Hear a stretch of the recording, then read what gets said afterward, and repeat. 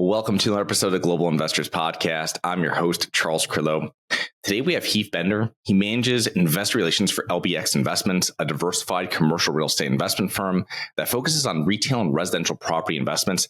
Heath has 16 years of experience in commercial real estate and financial services. Prior to joining LBX, he managed investor relations for Big V Capital and previously for RealtyMogul.com.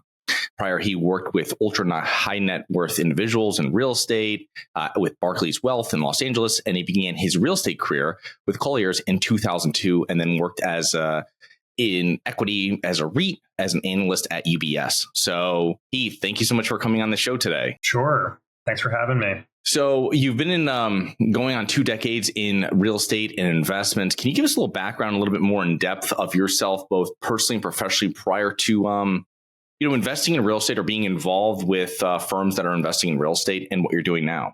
Yeah, sure. I think I have to update my my bio info, maybe pull it from our site. I mean, I've been in the industry for over 2 decades now, and I started off as a broker. Actually, I've always been pretty good on the phone. I got a job I cold called a New York Times ad, and I got a job as a broker at Colliers in New York back in 2002. I wanted to get into the industry. I had some family members who were in it. I was a young kid. I didn't know anything. And, they gave me a big blue book and they said, just call everybody in there. And so I did that, and, I didn't make any money, but it was a good way to get my bearings and kind of learn a little bit of the industry, just the lay of the land. And then, what I did from there is I leveraged that into grad school. So I went to NYU's. They have a real estate institute. It's a master's in real estate finance. I went there, completed that at night while I worked during the day. And at the time I wanted something that was a little bit more, call it, substantive, right? I didn't just want to be making calls. I wanted to actually understand what I was talking about. So I took a job at an appraisal / consulting firm. And then I went and I worked at UBS, did that for a couple of years. Then the Great Recession hit, and, like everybody else, all of a sudden, not like everybody else, but like a lot of folks around that time, all of a sudden it's we're in 2008, 2009, and I'm figuring out, what I'm going to do next. And I moved out to LA. My then girlfriend, now wife, is from out here. And there just was not a whole lot happening in the real estate business. And I was always pretty relationship skewed. So I took a job in wealth management with Barclays, post Lehman. And I did that for a few years. Wasn't really what I wanted to do. I wanted to stay in real estate. And so after that, I went and I took an opportunity at Realty Mogul back in the early days of real estate crowdfunding. I did that for a couple of years, and it was good to meet a lot of people and kind of hit my stride. But really what I wanted to do was be on the private side. One of the challenges with the crowdfunding model is, when you're on the front end of it, you're talking to investors and they're asking about deals, but you're really an LP. At the end of the day, you're an intermediary LP, and you're not actually doing the deals. So I would go and talk to people about a deal and raise money for it, and then they'd call me up, 6 months later and ask me for updates, and I have to check with our asset management team. It would check with the with the sponsor, who would then get me it was not direct enough for me. I really wanted to be on the side that was controlling things.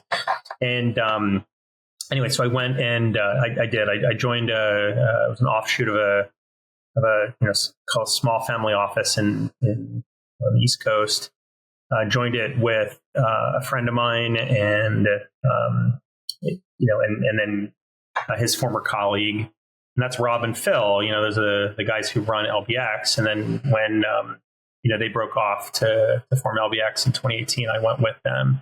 And since then, I've largely been doing the same thing. My role here is I raise money for specifically equity for our real estate deals.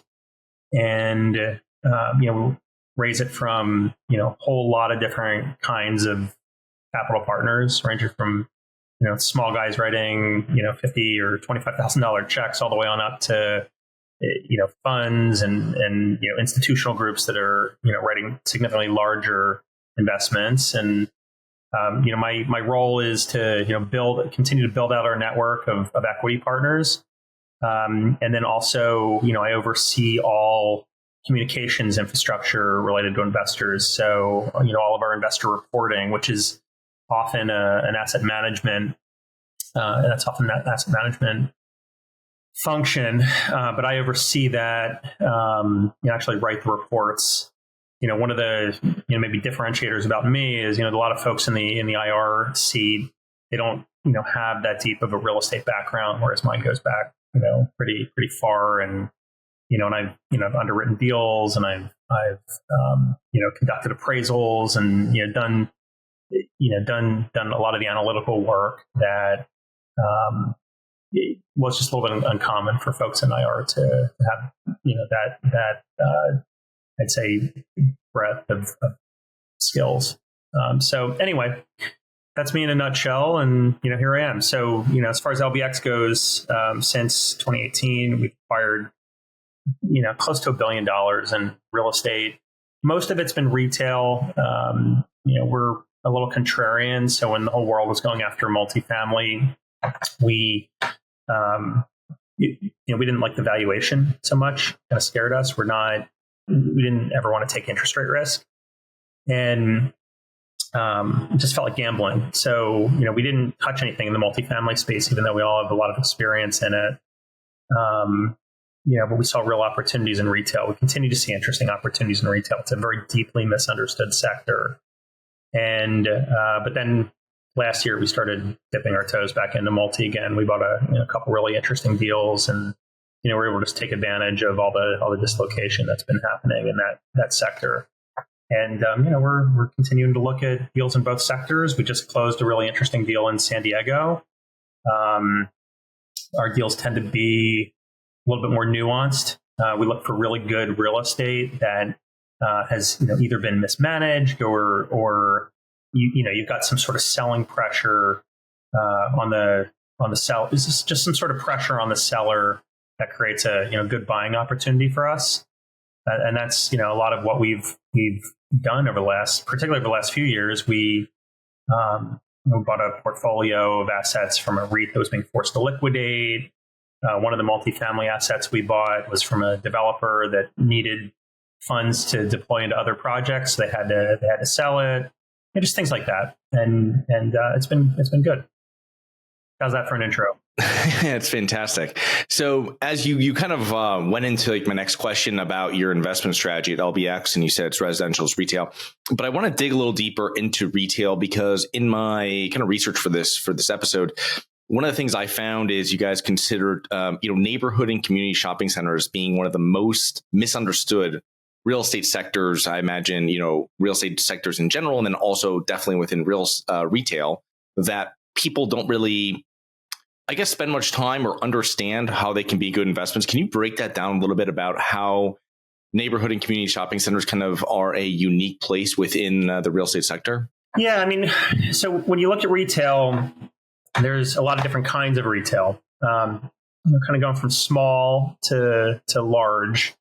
At the one end of the continuum, you've got single tenant assets, and you've got strips, all the way on up to malls. Right, these gigantic malls. And we don't buy malls, but I think what happens is people tend to lump all of retail in with each other. Maybe one consistent theme with retail is people, particularly in this country, they like to shop. They like to shop in stores. They always have liked to shop in stores. And so if I think about retail, I think about some of the selling objections that we faced over the years. This is been dampened a little bit, but we used to get a lot of pushback on the Amazon effect, right? A lot of people that were concerned that Amazon was going to come in, and we were just going to end up in a world where we never leave our house. Then COVID hit, and people were concerned that retail was going to forever change, and certainly had some impacts. But again, the consumer is pretty hefty force in the U.S. economy. And to your specific question, people do like to shop in stores. And when you think about what a neighborhood or a community shopping center is, it's typically maybe you have a grocer, or maybe you have some some smaller tenants coupled with maybe some shop tenants. These are centers that we go to conduct our daily business. There's one right down the street from me. It's a Whole Foods with a CVS, and there's which just moved in, a DSW shoe warehouse, which I don't shop there, but it's always pretty busy. And I think what you've seen with retail is, there was the Amazon issue, and then there was also, I mentioned COVID, but there's also been some high profile bankruptcies. And you certainly do have to be careful, right? Like when you're evaluating a retail opportunity, how you think about risk is really important. I think that's an area that we're really strong. I'll give you an example, right? We have a deal that we bought in New Jersey, and the whole market looked at it. This is back in, 2022. It's the end of year 2022. And has a Burlington that's, 60,000 square feet. The whole market looked at it and, was spooked by it because, it was a 60,000 square foot Burlington anchor, and, their footprints these days are more like 35,000 square feet. And the market was just kind of scared that Burlington was going to leave. But, with our due diligence, we went in, got really, really comfortable with the performance of the store, and we have good contacts at Burlington. And we were very comfortable that they wanted to stay, but they were also going to want to downsize. So when we underwrote that deal, we didn't underwrite them leaving. What we underwrote is that we were going to be able to, negotiate, a downsize for them. And we underwrote, spending north of $1 million to chop their space basically in half. And then we assumed, because this is the most conservative way to think about it, we assumed that we were going to basically mothball the space next to them. And we've been executing on that plan. In fact, what we've done is we've gotten other retailers to come and take space at the center, more quickly than we originally anticipated. And what drives all that is it's really good real estate. And so when you think about retail, right, it's got certain characteristics. Retail, the best retail tends to sit right in the heart of town, right, in what we call a retail node. It's going to have good traffic counts. It's going to have good visibility. It's where we all go and shop. Right. And that's typically what we look for. We look for what we think is the number one or two best center in a good market. We like to see some growth in the market. And if we can buy a center that's, to some extent been a little bit mismanaged, or undermanaged, and we could buy it at a good basis, then, what we've seen over the years is we've been able to, generate, pretty attractive returns for our investors. So Heath, what does a typical value add kind of business plan look for a neighborhood shopping center? Whereas with multifamily, something like this, you've got let's say shorter term leases. They're not going over 1 year in most situations.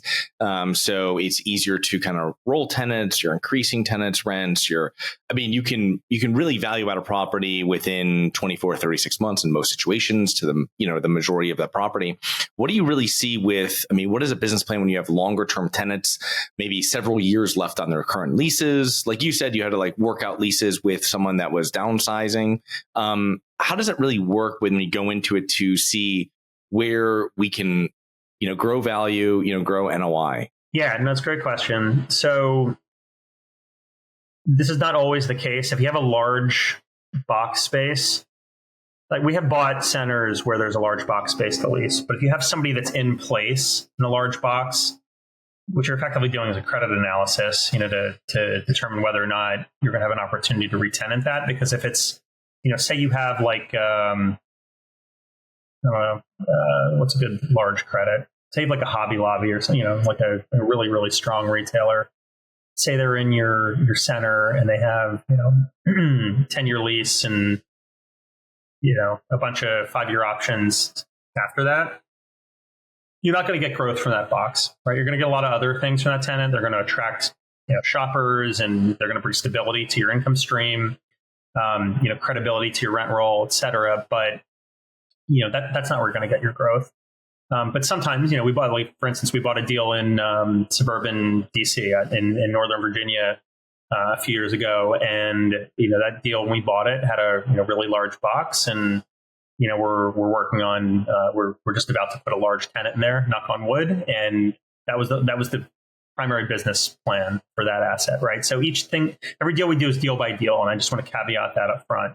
But your two main areas where you generally are going to see some value creation and more of a pop in retail are, one is shop space leasing, and the other is arbitrage. So arbitrage is pretty easy to understand. If you think about a typical center, you're going to have the shops that are sort of set back from the street, and then you're going to have shops, or you're going to have boxes that are closer to the street. So think like that Starbucks that's got a drive-through that's out by the road. So the real estate that is out by the road, those are called outparcels. And quite often you can carve those off, and they trade in the single tenant market, predominantly the 1031 investors, or institutions. And they tend to trade at tighter cap rates than you buy the whole center for. So the simple example is, we bought a center in Orlando. This was back in 2018. It was the first deal we did as LBX. And it was an Academy sports anchored center. And Academy at the time had some credit issues. So we were able to buy the center, even though it was a great location. We were able to buy it at a, little, I guess it was around a 9 cap, like 8-9 was our cap rate on that. So there was a Taco Bell out on the street. We carved that off and sold that off. There was it was a check cashing chain, which is a big private company in Florida. Anybody out of Florida doesn't know it, but in Florida, it's very reputable. That's at a really big corner with 100,000 cars going by. We're able to sell that off sold that at like a 5.5 cap, something like that. And then we brought in a Jollibee's, which was basically like I think it's like a Filipino McDonald's. I mean, it's a very rapidly growing international fast food chain. We brought them in for one of the outparcels and sold that off at, I think it was like a 4.3 cap rate. The cap rates have, come up a little bit. Obviously, the world in 2018 is much different than the world today. But the main point is that when you can buy something at a 9 cap and sell off pieces at a 6 cap, that's accretive. And so we like those outparcel plays. You basically are really doing a couple things, right? They give you the opportunity to play that arbitrage game. You're returning equity to investors, and then you're also paying down some debt. So you're deleveraging the asset. So you're improving your basis, deleveraging, de-risking the overall profile of the deal. That's something that we like to do, and we've done a lot of it. We've returned a lot of capital to investors over the last several years utilizing that strategy. The second is shop leasing. And shop leasing, maybe the simple way to think about shop leasing is technically shop leases it's anything that's 10,000 square feet or smaller. But generally speaking, you're looking at stuff that's 5,000 square feet or smaller. And these are the mom and pop tenants, and sometimes they're national chains, right? That, like a Jersey Mike's or something like that. But these are restaurants, hair salons, nail salons, yoga studios. This is like the fabric of retail. This is the stuff that, a lot of what's offered in shop space, you can't replicate it online, right? You can't go get your I guess you could have someone come to your house, but you can't go and get your hair cut, on Amazon. That's not how it works. So shop tenants tend to pay more on a per square foot basis than a larger anchor. So say, you have two boxes, right? One is 20,000 square feet, and then the other is a cluster of shop spaces that, is equivalent to 20,000 square feet.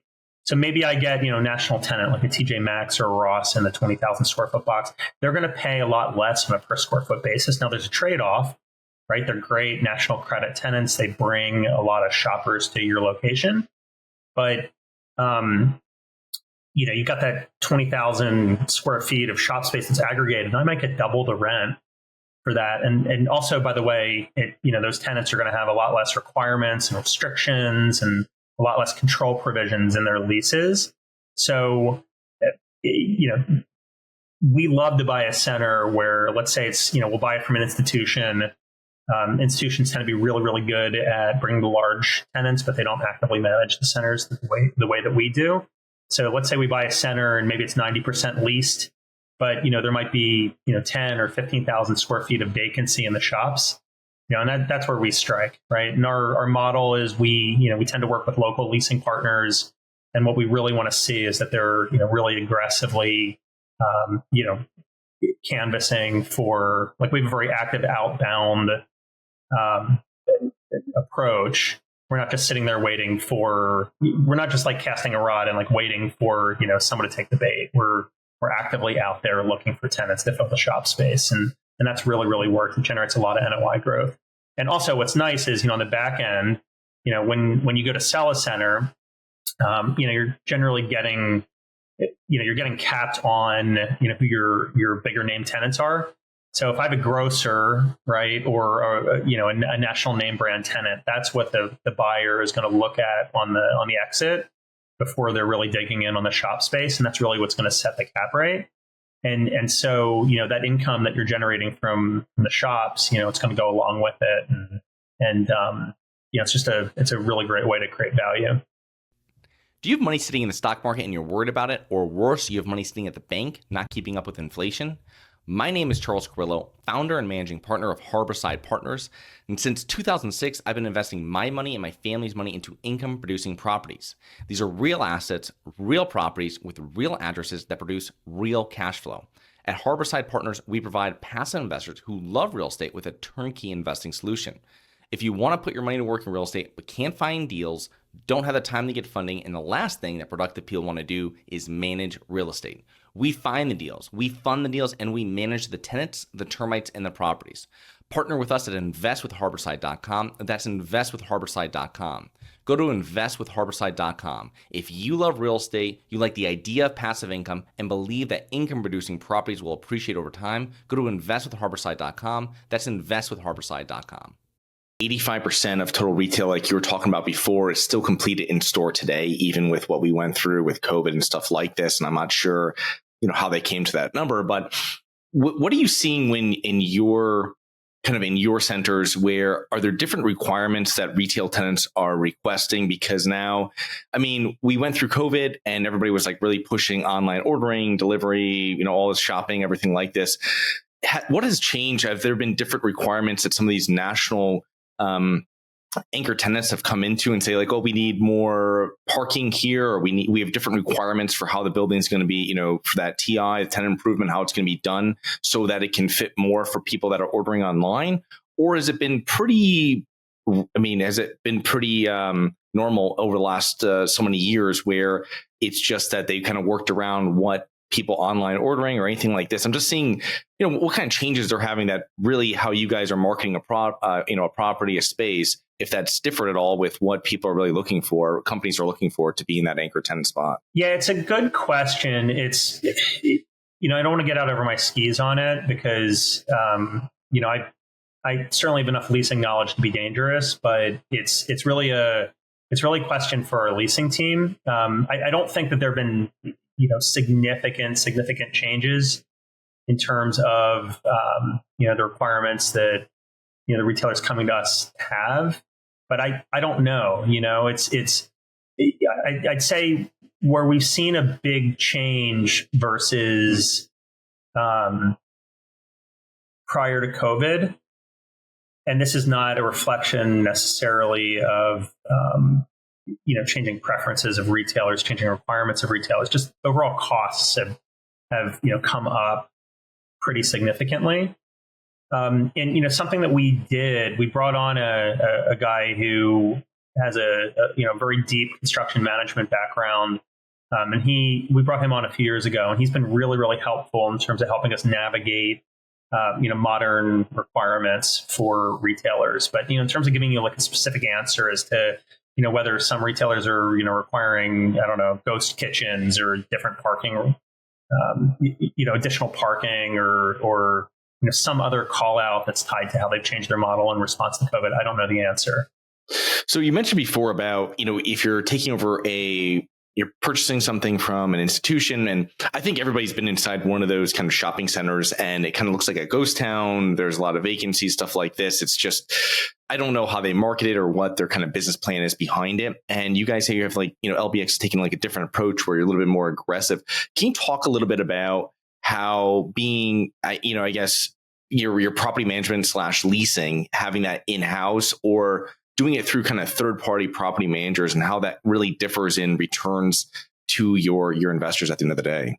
Yeah. So first off, we don't buy ghost town retail. There's certainly a lot of bad retail out there. And, it sounds like, I don't know, it sounds simplistic to be like, this is good, this is bad. It sounds like something out of a a cartoon or something, or Star Wars, right? We have the dark side of retail, but realistically, we try to buy good retail, right? You want to get the stuff that's really centrally located and that is going to attract demand, right? And there's been something that's really important to understand about retail is there's been no new additions to supply for the most part over the last 15, 20 years. So when you buy well-located retail that sits in the heart of town, generally speaking, you don't need to worry about a whole lot of additional supply coming online that's going to compete with you. And if you get it at a good basis, it gives you the ability to be flexible and you can negotiate good deals with retailers. Sorry, give me the second part of the question again. Just kind of when you're doing your leasing, like how you're... Yeah, got it. Okay. So we're vertically integrated with property management. Our portfolio is nationwide. We have certainly, you'll have vendors that you work with because we're not on site every single day. It's a little bit different from multifamily property where you're cutting leases every day with prospective renters. You'll work with your vendors. You're going to have a porter, guys like that who are going to be there, to make sure everything is operating smoothly. But our property management team, they get typically to the properties several times a year, and then when they go, they'll do a very thorough run through of the property, speak to all the tenants. They'll spend quite a lot of time on site and put together very detailed reports that they bring back to all of us. Leasing is a little bit different. So our head of leasing he's fantastic. He's one of the more knowledgeable leasing folks you're going to find. He's been in the industry forever. I probably wouldn't like me saying that. He's been around a long time. Knows everybody, and we've got relationships with all the big guys. But the way that our model works is we want to have a local presence. So he will tag team with a local presence, and he's got some junior guys working for him, but he will tag team with what we think is the strongest local leasing team to ensure that we have a local presence. And we're very thorough in terms of how we vet our leasing partners.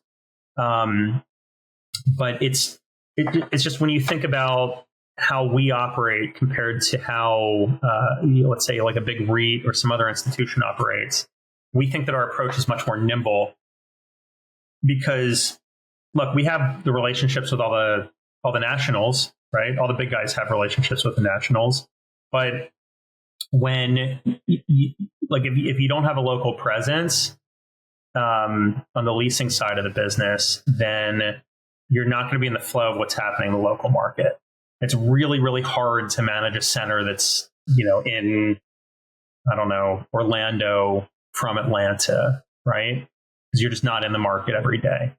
Now, if you have, somebody who's really aggressive and, very well connected and really knows what's going on in Orlando, that really aids your efforts. And we've just seen that time and time again in terms of how we approach retail. We can go into any new market. We can scale pretty quickly, and having a local leasing partner that we trust and can really rely on is pivotal to that. Yeah, it makes perfect sense. I've had a few retail guys on the show here over the last several months. And one of the things, I guess, one of the recurring themes they say is kind of having local partners that they're working with, whether they're doing development there and they're bringing in local people to come on their team, or like you're saying, local people to work out the leasing team. So it's very interesting. It makes perfect sense that you would have that because it gives you, I imagine it's much easier to rent when you have that footprint there already of a team and partner. Yeah, it's also, if you just think about, any market you go into, right? You got locals, right? Everywhere's got, you got a local flavor, local feel. It's all a little bit different. You're going to, local movers and shakers and, people you need to know. And it really, really gives your efforts a boost when you're collaborating productively with, local people who are in the know, as opposed to, going in and, trying to figure it out from square one. Right. And we tend to be, pretty collaborative as a firm. We have, numerous examples of deals we've gone in, and it's not just about leasing. It's also about, building, relationships with, maybe it's local government or, some other, local resource that, you really need to know in order to execute on your value add plan. So having a local partner is really key for us. Heath, kind of as we're wrapping up here, you mentioned a few different, mistakes that or opportunities that LBX sees when they're acquiring properties. And could you kind of give us maybe a little bit more of a breakdown of maybe some common mistakes that you see retail investors make? And I imagine those are a lot of the properties that you kind of focus on and try to acquire. But what do you commonly see that retail investors, the mistakes they make over your decades in the business? When you say retail investors, you mean, so if we were buying from... I'm sorry, retail real estate sector investors, not just like mom and pop investors. Sorry. Here's some examples, right? And they're not necessarily mistakes. Sometimes they're just, conditions, right? Things that happen.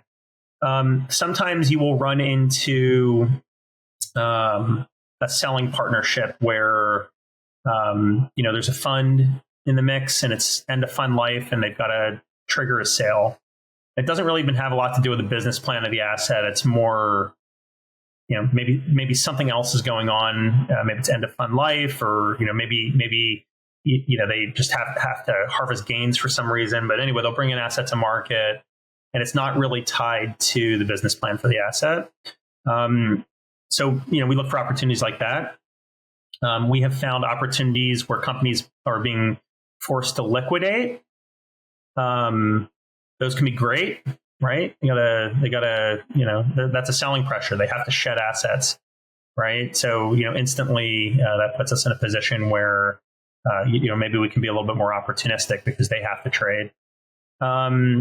We have bought from developers who maybe aren't as strong at operating, or who maybe have, shovels in the ground on, different projects that they need to fund. So that also puts them in a position where they need to, get out of a deal. We bought in situations where the seller, had let's say messed up a local relationship maybe, or just a deal hadn't gone right for them for some reason, but we felt like the real estate was really, really strong.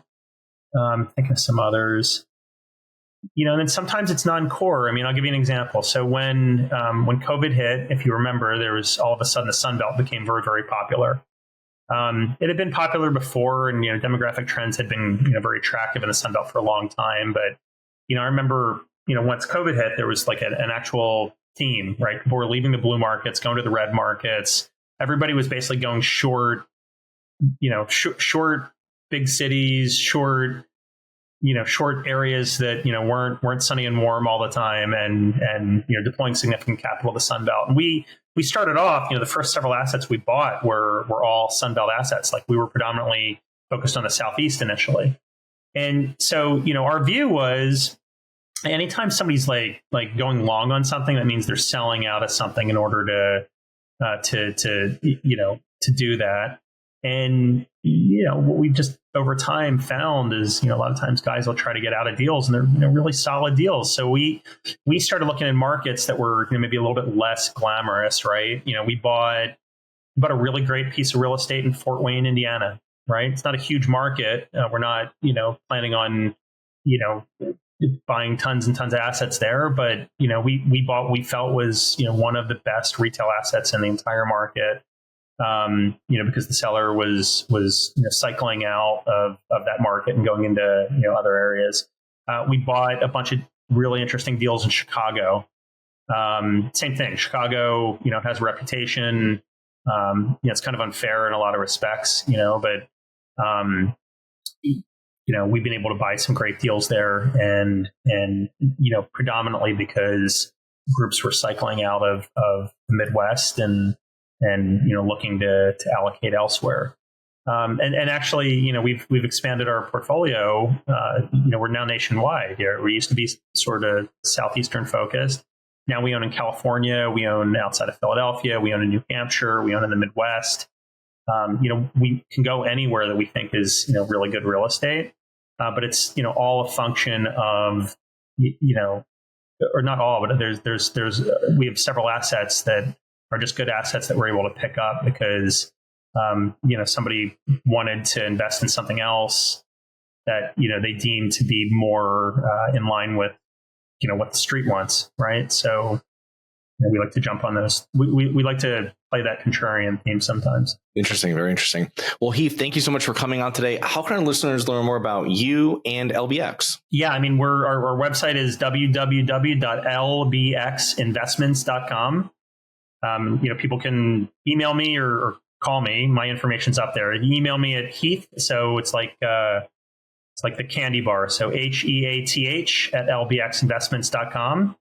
And shoot me an email. Always happy to chat with prospective investors. Heath, thank you so much for coming on today. We'll put that link down in the show notes as well. And looking forward to connecting with you here in the near future. Yeah, likewise. Thanks so much. Appreciate it. That's soon. Take care. Hi, guys. It's Charles from the Global Investors Podcast. I hope you enjoyed the show. If you're interested in getting involved with real estate, but you don't know where to begin, set up a free 30-minute strategy call with me at schedulecharles.com. That's schedulecharles.com. Thank you. Nothing in this episode should be considered specific, personal, or professional advice. Any investment opportunities mentioned on this podcast are limited to accredited investors. Any investments will only be made with proper disclosure, subscription documentation, and are subject to all applicable laws. Please consult an appropriate tax, legal, real estate, financial, or business professional for individualized advice. Opinions of guests are their own. Information is not guaranteed. All investment strategies have the potential for profit or loss. The host is operating on behalf of Syndication Superstars, LLC exclusively.